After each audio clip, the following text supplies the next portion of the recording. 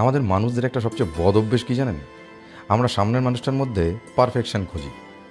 আমরা সবসময় চাই যে আমাদের লাইফে যাদের সাথে আমরা মিশবো, যারা আমাদের লাইফ পার্টনার হবে বা যাদের সাথে আমি কাজ করব, তারা সবাই পারফেক্ট হবে। অথচ আমরা নিজেদের দিকে তাকিয়ে দেখি না আমরা নিজেরা পারফেক্ট কিনা। একটা মানুষ কখনো পারফেক্ট হতে পারে না, সে ভুলভ্রান্তি করবেই। এই ব্যাপারটাকে আমরা কখনো মেনে নিতেই পারি না। সামান্য কোনো ভুলভ্রান্তি হলেই আমরা তাকে বিভিন্ন রকম কথা বলি। আমরা ভাবি এর দ্বারা কিছু হবে না, আমরা ভাবি এ আমার জন্য পারফেক্ট না। আমরা একবারও নিজেদের দিকে তাকিয়ে দেখি না যে আমরা নিজেরা পারফেক্ট কিনা। যদি সত্যিই আমরা নিজেদের দিকে তাকিয়ে দেখতাম অ্যাকচুয়ালি আমরা পারফেক্ট কিনা, তখন আমরা নিজেরাই বুঝতে পারতাম যে আমাদের মধ্যেও কত ভুল রয়েছে। কেন এই ব্যাপারটাকে আমরা নেগলেক্ট করি, অথবা এই ব্যাপারটাকে কেন আমরা নেগেটিভ সেন্সে দেখি? এটাই হচ্ছে আজকে এই ভিডিওর বিষয়বস্তু। ভিডিও শুরু করার আগে অবশ্যই বলবো, যদি ভালো লাগে লাইক করবেন, অবশ্যই কমেন্ট করে জানাবেন ভিডিওটা কেমন লাগলো, ভিডিওটা শেয়ার করবেন, আর অবশ্যই চ্যানেলটাকে সাবস্ক্রাইব করুন। পাশে থাকা বেল আইকনটাকে অবশ্যই প্রেস করে দিন, যাতে নতুন ভিডিওর নোটিফিকেশান আপনাদের কাছে তাড়াতাড়ি পৌঁছে যায়। কথায় বলে মাঝে মাঝে ভুল করাটা প্রয়োজন হয়ে দাঁড়ায়, এটা বোঝার জন্যে যে সামনের মানুষটা আপনার কথা শুনছে কি শুনছে না। মাঝে মাঝে ভুল লেখারও প্রয়োজন পড়ে, নইলে আপনার পোস্টে যারা এতদিন কমেন্ট করতো না তারাও কমেন্ট করা শুরু করবে।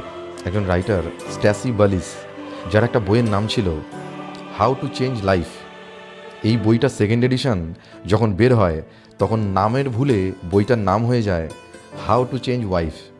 পরেরটা ইতিহাস, এক নামের ভুলের জন্যে বইটা বেস্ট সেলারের পুরস্কার পায়। আমরা জানি আঙুরের রস মিষ্টি লাগে, কিন্তু ওটা যখন টক হয়ে যায় তখন সেটা ওয়াইনে রূপান্তরিত হয়। এখন ওয়াইনের মূল্য কিন্তু আঙুরের রসের থেকে অনেক বেশি। দুধ খারাপ হলে দই হয়, দইয়ের মূল্য কিন্তু দুধের থেকে বেশি। আবার এই দই যখন খারাপ হয় তখন তার থেকে তৈরি হয় পনির, যার মূল্য দুধ আর দই দুটোর থেকেই অনেক বেশি। ক্রিস্টোফার কোলাম্বাসের একটা নেভিগেশনের ভুল তাকে আমেরিকা আবিষ্কার করতে বাধ্য করে। আলেকজান্ডার ফ্লেমিংয়ের একটা ভুল তাকে পেনিসিলিন আবিষ্কার করতে সাহায্য করেছিল। একবার টমাস আলভা এডিসনকে জিজ্ঞেস করা হয়, আপনি জীবনে কতবার ভুল করেছেন? এডিসন হেসে উত্তর দেন, অসংখ্যবার। প্রশ্নকর্তা তখন তাকে বলেন, তাহলে তো ধরেই নিতে হবে যে আপনার বুদ্ধি কম। এর উত্তরে এডিসন হেসে বলেন, আমার মাথায় বুদ্ধি কম ছিল, কিন্তু অসংখ্যবার ভুল করার কারণে তা বেড়ে বহুগুণ হয়ে গিয়েছিল। আসলে এডিসন তার প্রত্যেকটা ভুলের পরেই নতুন নতুন আবিষ্কার করতে থাকেন। বিখ্যাত ক্যানাডিয়ান লেখক রবিন শর্মা বলেছিলেন, ভুল বলে কিছু নেই, সবই নতুন শিক্ষা। এদিকে আবার আইনস্টাইন বলেছিলেন, কেউ যদি বলে যে সে জীবনে কখনো ভুল করেনি, তার অর্থ সে জীবনে কোনো চেষ্টাই করেনি। বিজনেস গুরু রিচার্ড ব্রানসনের মতে, নিয়ম মেনে কেউ হাঁটা শিখতে পারে না, বরং চেষ্টা এবং বারবার ভুল পদক্ষেপের মধ্যে দিয়েই হাঁটা শিখতে হয়। কলিন পাওয়েলের মতে, যোগ্য নেতা কখনো জন্ম নেয় না, নেতা তৈরি হয় চেষ্টা, ভুল আর অভিজ্ঞতার মধ্যে দিয়ে। বিখ্যাত ক্রীড়াবিদ মাইকেল জর্ডন বলেছিলেন, আমি জীবনে অসংখ্যবার ভুল করেছি এবং ব্যর্থ হয়েছি বলেই আজ আমি সফল। হেনরি ফোর্ড বলেছিলেন, ভুল হলো একমাত্র সুযোগ, যার মাধ্যমে নতুন করে শুরু করার আরও অনেক সুযোগ পাবেন। এক প্রেমিককে বলতে শুনেছিলাম, ভুল মানুষের প্রেমে পড়া মানে হয়তো আর একটা ঠিক মানুষের প্রেমে পড়ার অন্যতম সুযোগ। কথায় আছে, সত্যিকারের মানুষ কখনো নির্ভুল হয় না। যদি সব কিছু নির্ভুল থাকে তাহলে তুমি কোনোদিন কোনো কিছু শিখতে পারবে না।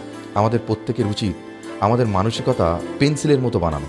ভুল করলে ঘষে সেটাকে পরিষ্কার করে নতুন করে শুরু করার সুযোগ থাকবে। যদিও সব ভুল কখনো মুছে ফেলা যায় না, তবু বেশিরভাগ ক্ষেত্রেই সেটা মোছা সম্ভব।